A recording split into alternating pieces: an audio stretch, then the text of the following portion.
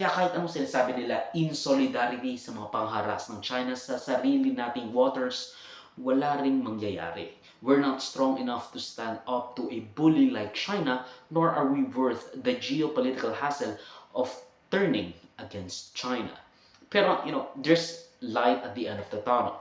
Trump just won the presidency of the US with 50.9%. At katulad ng mga Democrats, anti-China rin sila.